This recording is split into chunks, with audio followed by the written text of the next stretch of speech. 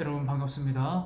오늘 하루도 주신 하나님의 말씀을 또 붙잡고 기억하고 또 그 말씀 묵상하면서 하나님이 얼마나 우리에게 좋으신 분인지를 다시금 또 깨닫고 또 하나님께 기도하며 나아가는 귀한 하루가 되기를 간절히 바랍니다. 오늘 말씀은 예레미야 39장 1절에서 18절까지 말씀입니다. 성경은 우리에게 줄기차게 계속해서 이야기하고 있는 것이 있습니다. 그것은 하나님의 말씀 앞에 순종하는 삶이 얼마나 복된 인생인가, 복된 삶인가를 계속해서 말씀해 주고 있습니다. 대표적으로 우리가 시편 1편을 보면 이 복 있는 사람에 대해서 이야기를 하고 또 대조적으로 그렇지 않은 사람에 대해서 이야기를 하고 있죠. 복 있는 사람의 특징은 어떻게 된다라고 말씀하고 있습니까? 악인들의 꾀를 따르지 아니하고 주야로 하나님의 말씀을 묵상하는 사람, 하나님의 말씀을 즐거워하고 그것을 참으로 여기고 그 말씀 앞에 순종하는 사람, 그 인생은 하나님 앞에 형통한 인생이라고 시편 1편에는 말씀하고 있습니다. 그렇지 않은 사람은 바로 악인들의 삶인데, 악인들의 삶은 마치 바람에 나는 겨와 같다라고 시편에서 그렇게 이야기를 하고 있죠. 하나님께서는 이렇게 성경 곳곳에 하나님을 향해서 순종과 불순종의 삶을 대비시켜서 우리들에게 계속 말씀하고 있습니다. 불순종의 삶은 바로 불신앙입니다. 하나님을 신뢰하지 않고 하나님의 말씀에 따르지 않고 믿음을 가지지 않고 있기 때문에 순종하지 않는 사람이죠.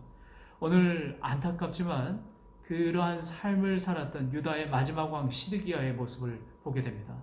예레미야가 바벨론에 항복하라고 했던 하나님의 그 예언을 무시하고 경고를 무시하고 오히려 바벨론에 대항하고 바벨론에게 오히려 그 하나님의 말씀을 어기고 나아갔던 이 시드기야 왕, 얼마나 안타까운 생을 마감하게 되었는지 오늘 성경에서 나옵니다. 1절과 2절에 보면 시드기야의 제11년 넷째 달 아홉째 달에 성이 함락되었다, 그렇게 되어 있고요. 그 다음에 4절에 보면 이 예루살렘 성이 함락되는 그 밤중에 야반 도주를 하게 되었는데 아라바 광야에 갔다가 느부갓네살 왕이 보낸 그 군사들에 의해서 도로 잡히게 되었죠.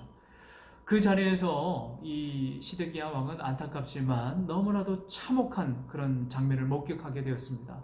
아들들의 죽음을 그 현장에서 목격하고 그 자신도 두 눈이 뽑힌 채 바벨론의 포로로 끌려가서 쓸쓸하게 죽음을 맞이하게 되는 비운의 왕으로 기억되게 된 거죠. 자, 이처럼 하나님을 향해서 불신앙의 태도를 가졌던 시드기야는 죽음에 이르게 되었습니다. 얼마나 안타까운지 모릅니다.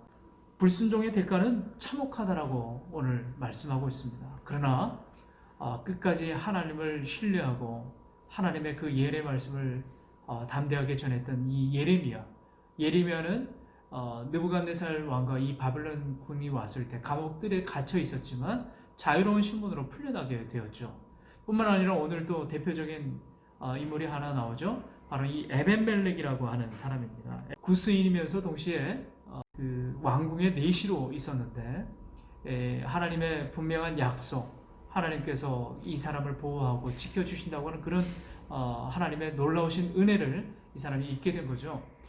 여러분, 오늘 이 말씀을 통해서 우리가 볼 수 있는 것은 이 시드기야는 다윗 왕조였고 하나님의 기름 부음 받은 왕이었습니다. 그러나 이 에벤멜렉 구스인과 동시에 넷이었는데 어떤 차이점이 있어요? 한 사람은 구원을 받았고 한 사람은 멸망당하고 아주 파멸당했던, 아주 비참한 죽음을 당했던 사람입니다. 어떤 차이가 있을까요? 하나님 말씀 앞에 불순종과 순종의 삶을 살았던 사람이에요. 에베멜렉은 구스인이고 내시임에도 불구하고 예레미야가 전해준 그 말씀을 철저하게 믿고 확신했던 사람입니다. 그러나 유다 왕과 기름 부음 받은 왕의 그 가문이었지만 시드기야는 불순종했기 때문에 멸망의 길로 걸어가게 되었습니다. 하나님의 그 구원의 역사는 신분과 지위와는 아무 상관이 없다고 하는 거예요. 하나님의 말씀을 내가 붙들고 있느냐, 하나님의 말씀을 철저하게 신뢰하고 그 말씀에 따라서 순종하면서 살고 있는가, 이것을 본다고 하는 거예요.